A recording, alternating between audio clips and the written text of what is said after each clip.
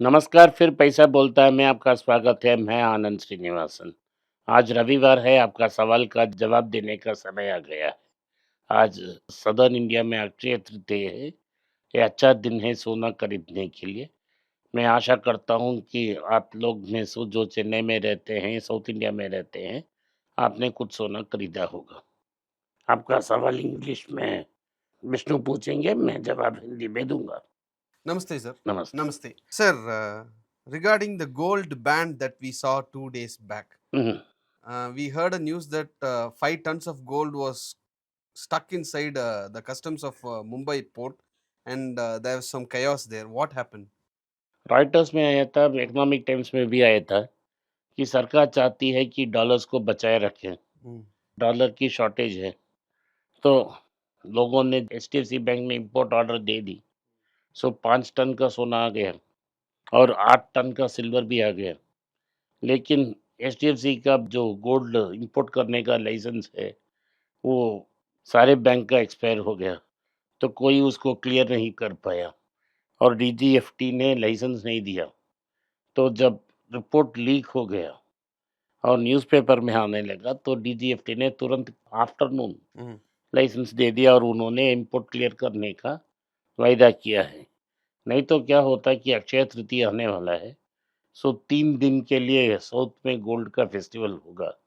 लोग गोल्ड खरीदना शुरू करेंगे और क्योंकि एक आर्टिफिशियल शॉर्टेज हो सकती है, अगर बैंक्स को गोल्ड इंपोर्ट नहीं करने दिया तो, using this kind of small indirect bans, तो गोल्ड प्रीमियम में चला जा सकता था, उसका फ़ियर था। लेकिन समय पे डीजीएफटी ने क्लीयरेंस दे दी है, अब वो फ़ियर टल गया है। कल उतना बड़ा रैली नहीं होगा, लेकिन ये प्रेशर का सिचुएशन ये है कि भारत की लोग सोना इंपोर्ट करना चाहते हैं और भारत की सरकार इसके लिए डॉलर देने के लिए तैयार नहीं है। इसका मतलब है डिमांड तो जाएगा नहीं, तो फंगेबल मनी तो फंगेबल है। तो गोल्ड सारे बॉर्डर से गोल्ड स्मगल हो जाएगा। बांग्लादेश से आएँगे, नेपाल से आएगा, पाकिस्तान से आएगा और सब जगह से गोल्ड आना शुरू कर देगा। Okay, sir.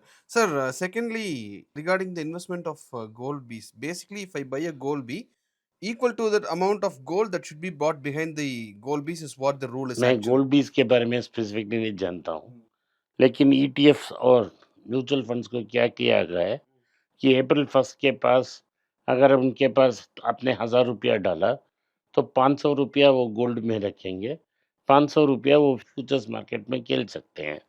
फ्यूचर्स मार्केट में बहुत कम पैसा लगता है, less than 1/10 of the money. तो बैलेंस पैसा बैंक के पास रहेगा, म्यूचुअल फंड के पास रहेगा कि खेलने के लिए। तो ये बहुत डेंजरस डिसीजन है कि आपको डॉलर बचाना है। अगर ईटीएफ में बहुत ज़्यादा पैसा आ गया, तो भारत से बाहर रुपया जाएगा और गोल्ड आएगा और वो भारत से बाहर रुपया जाने के लिए आरबीआई को डॉलर देना पड़ेगा। तो एक्सपोर्ट कर्व करने की कोशिश में है सरकार, ये ठीक नहीं है।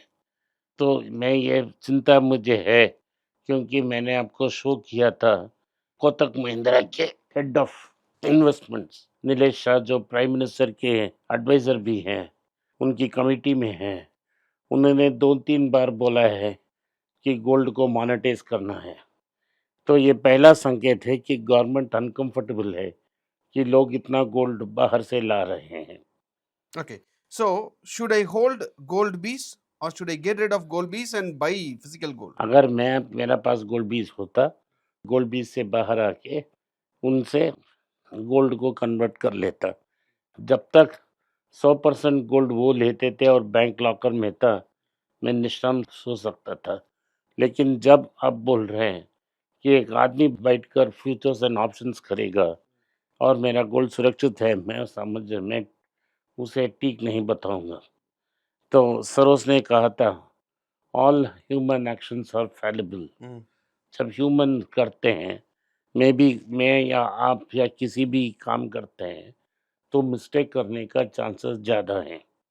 अगर 10,000 का पोज़ीशन आया, 5,000 आपने गोल्ड की और 5,000 के बदले 3,000 की आपने फ्यूचर्स पोज़ीशन ली, तो 2000 की जो मार्केट है उसने आपने ओपन छोड़ी है, तो अगर प्राइस रैली हो जाती तो आप फँस जाएँगे। ये सब रिस्क मुझे नहीं चाहिए। तो अगर प्योरली बैक्ड बाय गोल्ड नहीं है, तो हमें गोल्ड खरीद कर घर में रखना ही सेफ्टी होगा। Okay, sir. Including me, the viewers completely know that you are against FNO, I mean trading basically, and you are against active mutual funds. Now, is gold bees or the ETF of golds is worse than both? It is worse than both, क्योंकि आप क्या कह रहे हैं? आप fund manager को कह रहे हैं, भैया आप एक्सपर्ट बन जाओ और 50% गोल्ड लो और बैलेंस के लिए अपने मार्केट में हेज करो। Okay, sir. Today is Akshaya Tritiya here in South India. So, will the gold prices be same all over India, or what should I do now? ये Being बैंक के कारण ये भारत में ₹100 की ₹2 की डिफरेंस हर market में है। तो अगर आप डाउन साउथ डीप तमिलनाडु में खरीदते हैं तो आपको पान ब्रोकर से कम मिल सकता है, ज़्यादा प्राइस में बेच सकते हैं।